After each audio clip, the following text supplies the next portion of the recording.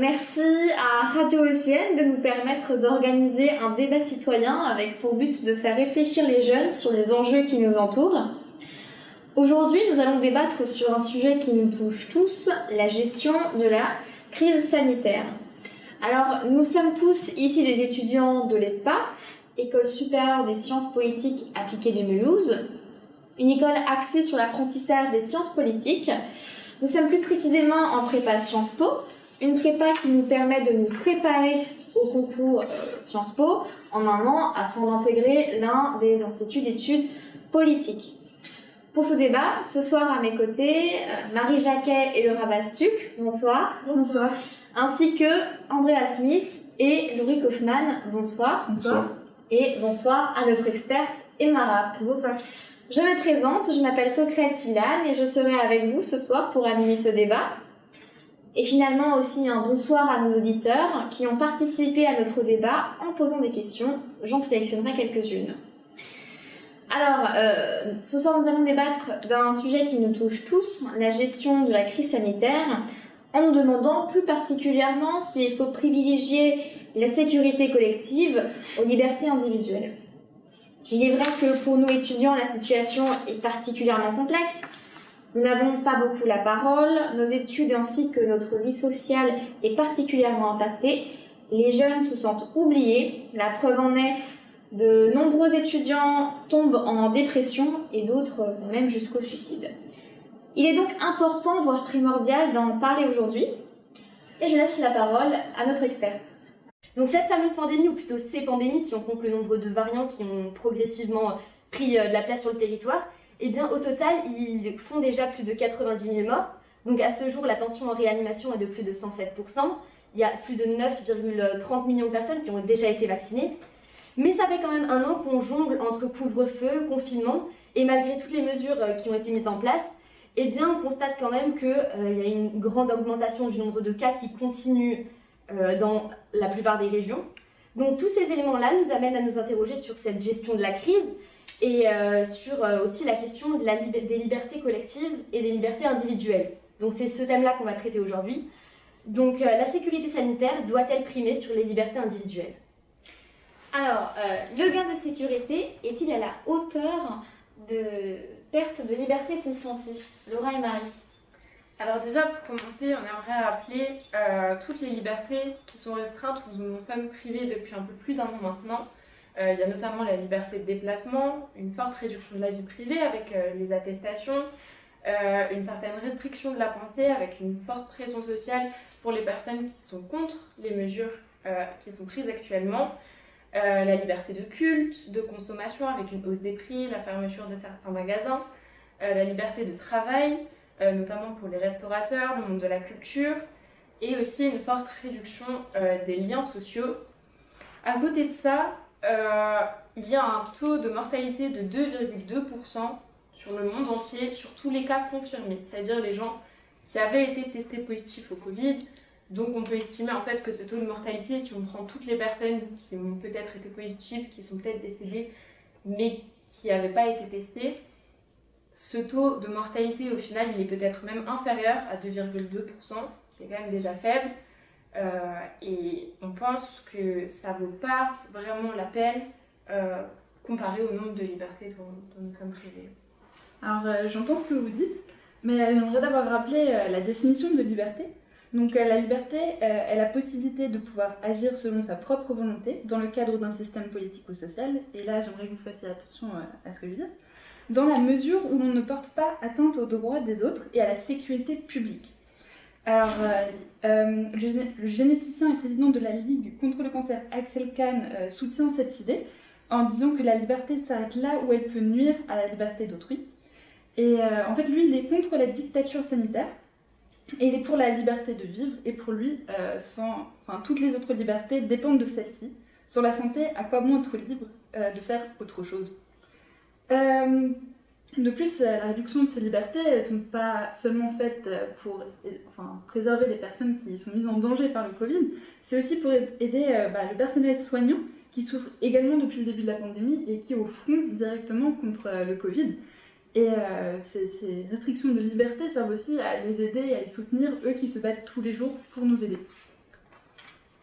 Je pense que pour les aider, il faudrait aussi penser à augmenter les lits et augmenter le personnel, ce dont d'ailleurs les hôpitaux demandent depuis longtemps, avec la baisse de financement qui a débuté depuis longtemps, maintenant depuis 2016 environ. Et peut-être qu'il faudrait commencer par cela et que cela empêcherait les mesures strictes, comme le confinement par exemple. Alors c'est vrai que depuis un moment, les hôpitaux réclament plus de fonds et puis plus de lits. C'est un problème qui existait déjà bien avant la crise sanitaire. Mais on peut voir que lors du premier confinement, Olivier Véran a débloqué 260 millions d'euros pour les hôpitaux français. Le 19 mars 2021, on a pu voir que le ministère de la Santé recensait 7503 places en réanimation, soit 50% plus qu'avant la crise sanitaire. Cependant, on peut voir qu'au final, ça n'a pas vraiment changé grand-chose et on est obligé de faire recours à nouveau à un confinement aujourd'hui. Alors, avant de continuer, la question d'un auditeur, d'Audrey Lecoing, qui nous demande, donc le magazine de l'Économiste a qualifié donc la France de démocratie défaillante. Est-ce que vous êtes d'accord avec ça? Alors nous sommes d'accord parce que déjà on peut voir que le premier confinement, il était en fait au départ illégal. C'est-à-dire qu'on a réduit les libertés de toute la population sans aucune loi pour l'appuyer. Les lois ont été votées après la mise en place du confinement. De plus, il y avait l'année dernière les élections municipales. Certaines ont été annulées, d'autres reportées. Les candidats n'ont pas pu faire de campagne à cause justement du confinement. Et il y a eu un taux d'abstention vraiment très élevé parce que les gens avaient peur de se rendre dans les bureaux de vote à cause de la crise sanitaire, donc ça pose quand même un très gros problème démocratique. Alors j'entends encore une fois ce que vous dites.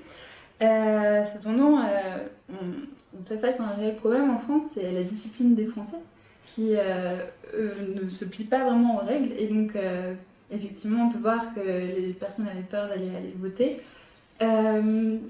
et que le confinement a été plus ou moins imposé sans avoir été forcément voté très démocratiquement ou autant que d'autres lois.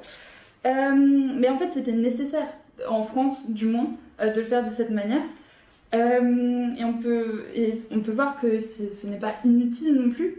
Dans certains pays comme la Corée du Sud, des restrictions très strictes ont été directement mises en place, et ont porté leurs fruits, car aujourd'hui en Corée du Sud, la vie a repris normalement quasiment. Les bars, les restaurants ont rouvert, les gens se déplacent, il n'y a pas de problème aujourd'hui. Donc pour nous c'est nécessaire. Alors, pour Laura et Marie, la sécurité ne doit pas empiéter sur les libertés fondamentales, alors que pour Loris et Andrea, la sécurité sanitaire doit être la priorité. Alors, Loris et Andrea, je me tourne vers vous. Est-ce qu'au final, on ne sacrifierait pas la liberté de tous à la sécurité d'une minorité? Et est-ce que c'est vraiment optimal? Quand vous parlez de minorité, justement, c'est un terme assez intéressant sur lequel il faut se pencher. Quand on parle de minorité, on parle à peu près de 22 millions de Français. Donc sur 67 millions, ça représente tout de même un tiers des Français. Là-dedans, il y a bien sûr les personnes âgées, mais également les personnes à risque d'une autre manière, les personnes souffrant d'obésité, d'insuffisance respiratoire, rénale, etc.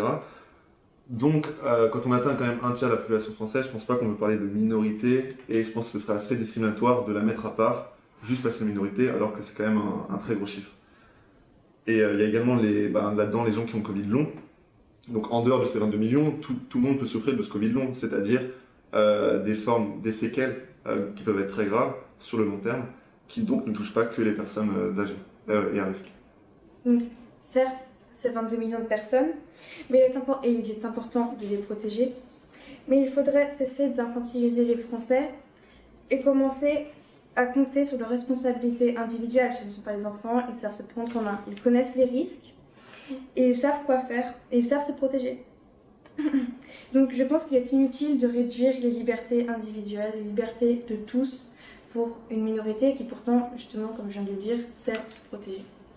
De plus, on voit que toutes ces mesures, elles coûtent cher, on est tous d'accord là-dessus. Aujourd'hui, la France, elle a une dette de 2 2674 milliards d'euros, ce qui est un record.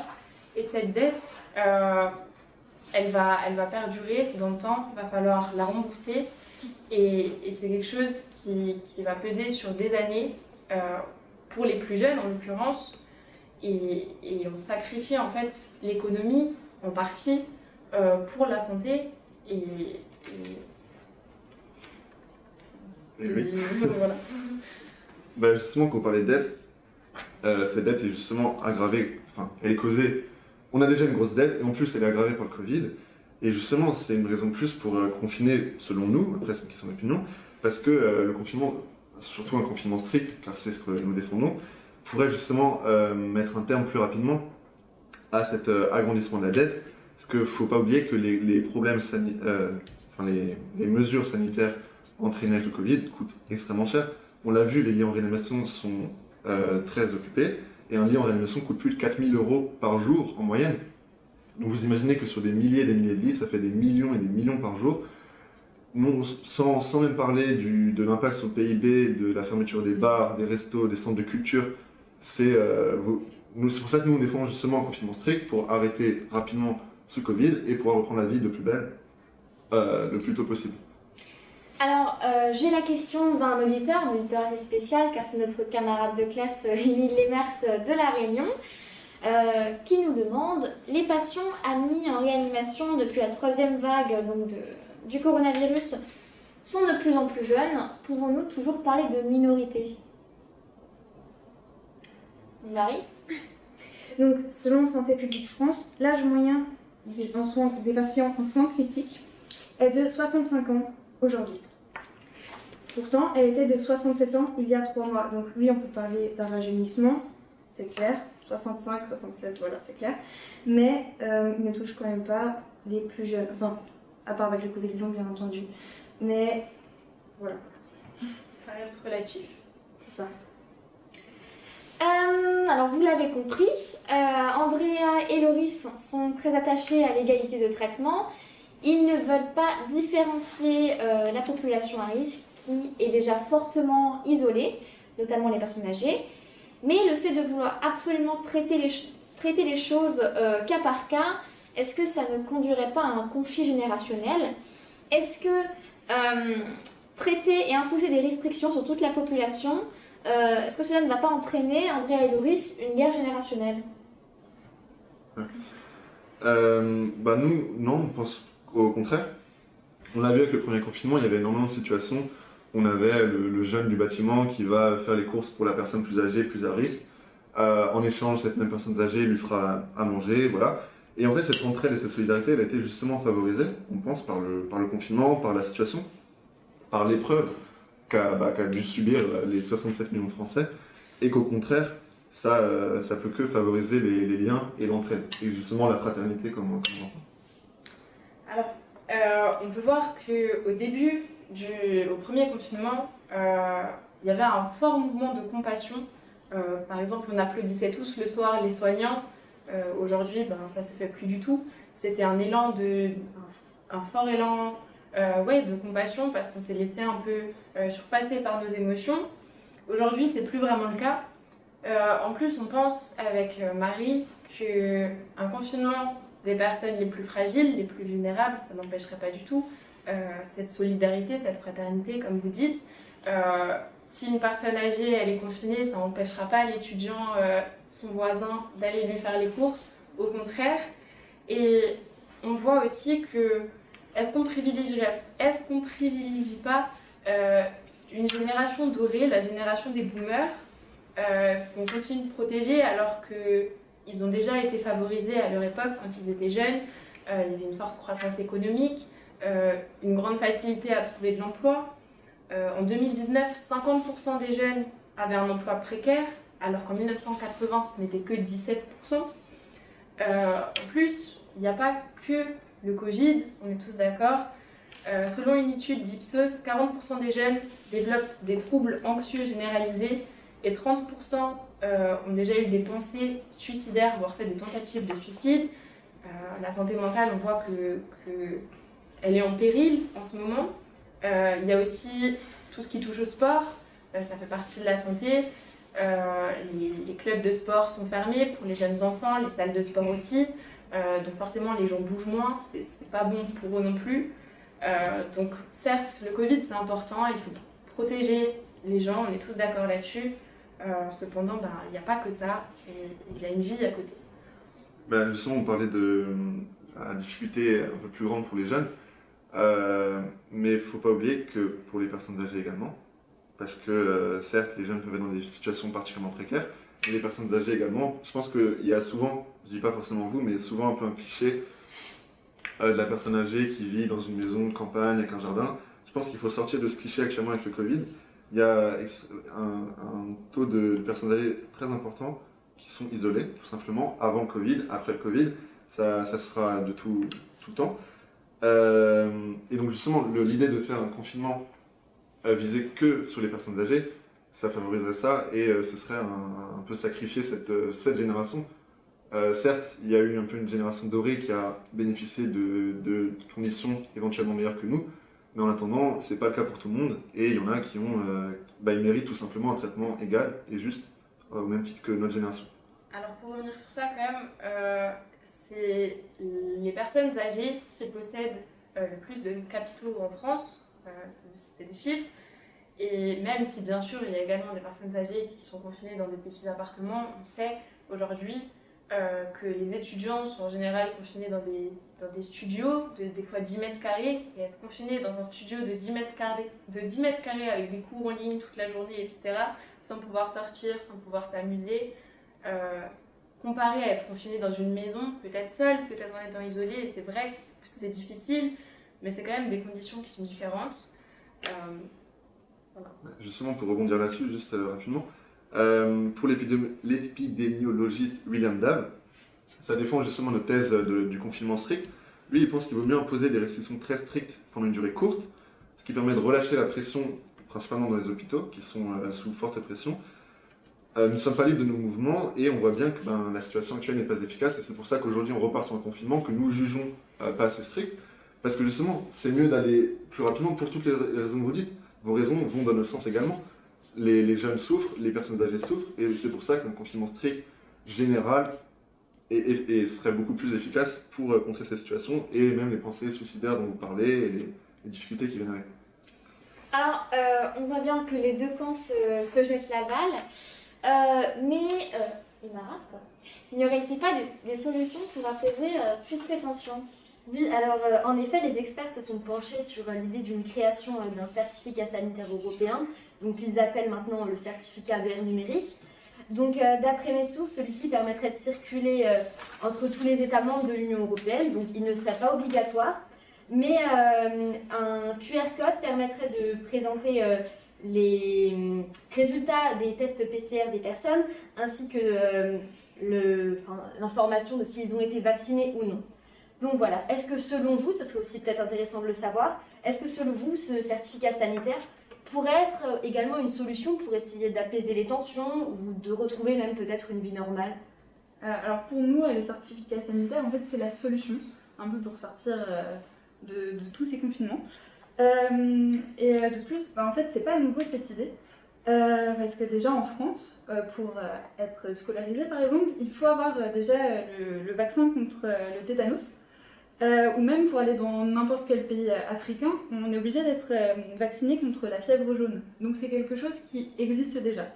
Et le mettre sous forme d'un certificat sanitaire, ça permettrait juste de réguler un peu qui est vacciné, et ça nous permettrait de sortir plus facilement de cette crise sanitaire et de nous permettre de voyager dans différents pays beaucoup plus facilement. Alors, j'entends bien, mais du coup pour les frontières, en tout cas donc pour les frontières du monde entier, je crois même, il est obligatoire de fournir un test PCR négatif pour pouvoir la franchir. Donc en réalité c'est déjà à peu près le cas, on va dire. Ensuite, pour les jeunes, je ne pense pas parce qu'en soi, un certificat sanitaire serait à peu près revenir à rendre le vaccin obligatoire. Je ne dis pas que le vaccin est une chose mauvaise, au contraire, justement, c'est génial. Hein. Mais par contre, le rendre obligatoire irait à l'encontre plutôt des libertés individuelles. Et en plus, comme je disais, pour les jeunes, les risques sont beaucoup plus faibles. Les risques de contracter des formes graves du coronavirus sont beaucoup plus faibles. Et les vaccins limitent justement ces formes graves. Mais pour autant, les vaccins ne limitent pas la transmission. Donc, non, je suis désolée. Et en plus, ça ferait, comme Marie a dit, une forme de réduction des libertés et ce serait inégalitaire puisque on imposerait à chacun de se vacciner pour pouvoir accéder à certaines choses, par exemple pour peut-être aller au cinéma ou pour aller dans un autre pays, il faudrait avoir ce vaccin, donc ça veut dire que ce serait inégalitaire pour les gens qui choisissent de ne pas se vacciner. Et aussi dans le règlement européen, il y a la libre circulation des personnes sans le vaccin, hein, c'est pas précisé. Les gens sont libres de circuler où ils veulent, quand ils le veulent et sans être vaccinés forcément. Je reviens sur ce que vous dites. Comme j'ai dit avant, rien que pour être scolarisé en France, on est obligé d'avoir un vaccin contre le tétanos. Donc c'est juste quelque chose de nouveau qu'on n'est pas forcément prêt à accepter en tant que Français. On peut voir que dans d'autres pays comme le Royaume-Uni, c'est une idée qui plaît beaucoup, enfin qui ne dérange pas du tout et qui est beaucoup mieux acceptée. Et je pense que c'est juste à nous Français d'essayer de changer un peu nos mentalités et de faire avec parce que ça profite à tout le monde et c'est pour le bien commun. Peut-être. Cependant, déjà on sait que les vaccins ne sont pas forcément efficaces sur tous les variants. Donc est-ce qu'on va devoir se vacciner plusieurs fois, avoir peut-être plusieurs certificats sanitaires pour différents pays en fonction des variants. Et ensuite on sait aussi que les gens ont quand même peur de se faire vacciner parce qu'on n'a pas forcément de conséquences sur le long terme, même si bien sûr il a été testé et je suis moi personnellement pour ce vaccin, mais la méthode de l'ARN messager est quand même une nouvelle méthode dont on n'a pas forcément de conséquences sur le long terme à si grande échelle. Et donc c'est une peur qui est légitime. Et il faut laisser les gens qui n'ont pas envie de se vacciner, qui veulent peut-être juste attendre pour se vacciner, faire leur choix. Alors après, je me permets juste de rajouter quelque chose. Emmanuel Macron, donc notre président, a dit que ce certificat vert, donc ce passeport sanitaire, n'était pas obligatoire en France. Donc ça dépend après des législations des pays. Voilà, donc je pense que des pays de l'autre côté, on va dire du continent, ce ne sera pas forcément les mêmes législations. Mais pour ce qui est de notre pays, en tout cas, ce n'est pas obligatoire. Et ça pourrait essayer justement être un compromis, on va dire, pour essayer de résorber cette crise. Alors, en conclusion à ce débat, donc, on voit bien que les avis divergent. Selon Laura et Marie, la banalisation des mesures restrictives des libertés n'est pas admissible. L'urgence ne peut pas devenir un état permanent. Pour Andrea et Loris, selon vous, nous devons accepter de renoncer momentanément à nos libertés car nous n'avons pas d'autre choix, dites-vous, notamment pour lutter contre l'épidémie de Covid-19. N'oubliez pas de donner votre avis dans les commentaires et nous vous souhaitons une bonne soirée. Prenez soin de vous.